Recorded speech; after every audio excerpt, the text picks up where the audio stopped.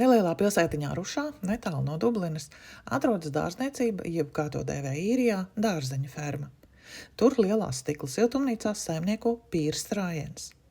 Šis ir viņa dzimtas bizness jau vairākās paaudzēs, bet pavisam nesen, pirms nedaudz vairāk kā 5 gadiem, blakus siltumnīcām parādījās konteiners, kurā tika ierīkota neliela ceptuve. Tajā saimnieko Pīrsa dzīvesbiedre latviete Iveta, kuras ceptās kūkas un citus gardumus pazīst visā apkaimē. Viņa uz īriju atbrauca pirms vairāk kā 25 gadiem un līdzi atveda savu aizraušanos ar kūku cepšanu, kas aizsākās jau bērnībā. Vienmēr patika. Cept kūkas no kaut kāda 10 gadu vecuma. Vienmēr ģimenē arī, kad dzimšanas dienas bija vai kas, tad vienmēr pirmoreiz aizgāju uz nevis konditorijas kursiem, bet kulinārijas kursiem. Bija 11 gadi. Jo tur bija viss tāds pār pa 20, 30, 40 gadīgs. Strādāju Latvijā konditorijā. No konditorijas atbraucu uz šeien, jā, tad pastrādāju bišku fermā. Tad aizgāju pastrādāju sendviču pārē, tad nostrādāju 10 gadus viesnīcā, tad pārgāju uz lidostu. Nu, un tad, kad sākās Covid, tad lidostā. Darbs beidzās. Darbs beidzās, jā, tad visi staigāja, tad visi kaut ko darīja. Un tad man bija daudz laika mājās, visu laiku cept.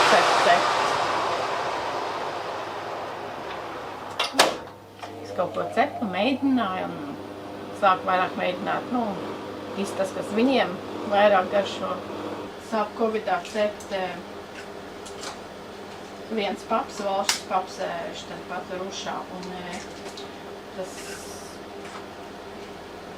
īpašnieks, viņš pazīst man vīru, un viņš, kādi jau Covid laikā, tad viņi izdomāja, ka viņi sāks tējas kafijas, un kad lai es vairs nevaru kaut kādus skonus izcept vai to, un tad sākās no sākuma skonus, tad proteīna bols, tad lemon drizzle un brownies un tā. Aizgāja, ka mājās vairs to nevarēja darīt, un tad vajadzēja meklēt kaut kur citu darīt. Vienkārši nebija.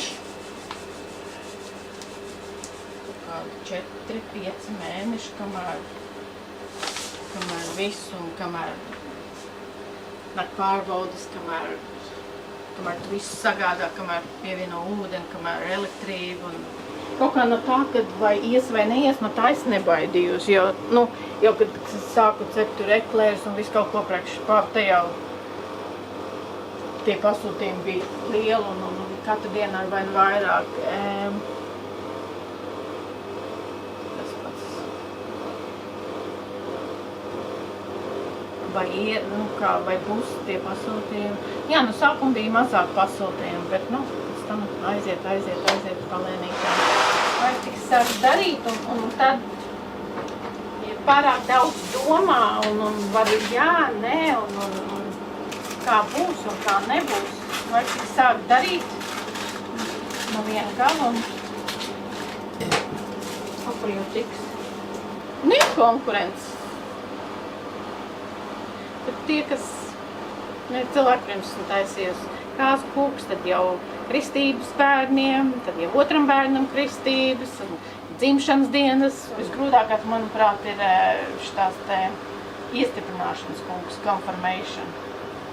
Un ir cerīgi meitenēm, puikām, viņam kaut ko ar futbolu, kaut ko ar šokolādu, tur ir viegli, bet meitenēm viņām ir tāda kleita, tur ir puķītes, tur ir taurentiņi, un tad vajag uz kūkas, lai būtu tas, un lai tu stonas pieiet klāt.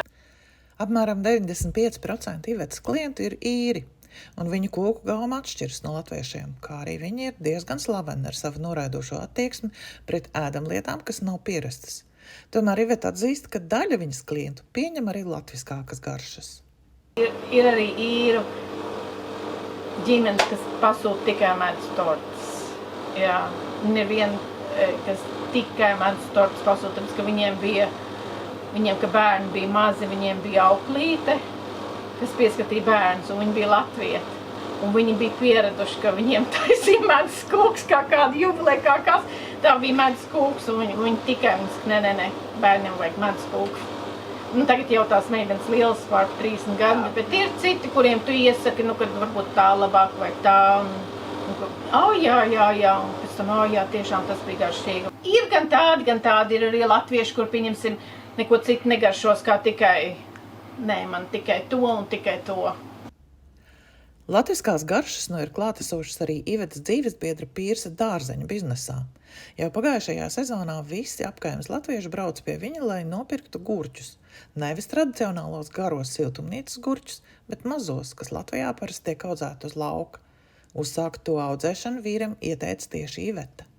Vajadzēja šo to mainīt, ko audzēt, un tas negāja tā un tā, un es teicu,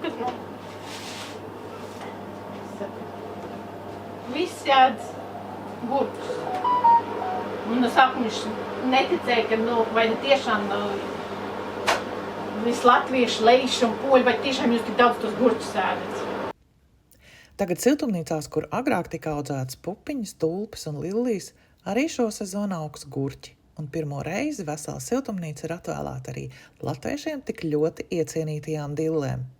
Pīrs saka, ka īrijas veikalos nopērkamās dilles tiek importētas no Spānijas un ir salīdzinoši dārgas, bet viņa izaudzētajām cena būšot patīkamāka. Daļa no tām būs gatavas doties pie pircējiem jau pēc dažām nedēļām, bet nākamā porcija tuvākajās dienās vēl tikai tiks iesēta. Es nekad agrāk šo neesmu darījis, tātad šis viss ir jauns. Parasti mums šeit būtu kartupeļi, bet šogad mēs tos nolikām malā un iestādījām dilles. Redzēsim, kā ies. Gan dilles, gan gurķi tiek audzēti no Latvijā pirktām sēklām. Arī gurķi tiek stādīti pakāpeniski. Daļa jau aug siltumnīcā un ir sasnieguši 3. vai 4. lapu, bet citi tikko ir iesēti kastītēs, kas gozējas uz īpaši sildošu paklāju. Audzētājs sola, ka gurķu un diļu ražu saviem klientiem varēs piedāvāt līdz pat oktobrim. Visas tukšās siltumnīcas būs pilnībā piepildītas. Tad mēs pārsēsim tur, kur tagad ir kartupeļi, kas būs gatavi pēc 4 līdz 5 nedēļām. Mēs sēsim atkal un atkal no jauna, un tā tālāk, līdz pienāks oktobra beigas.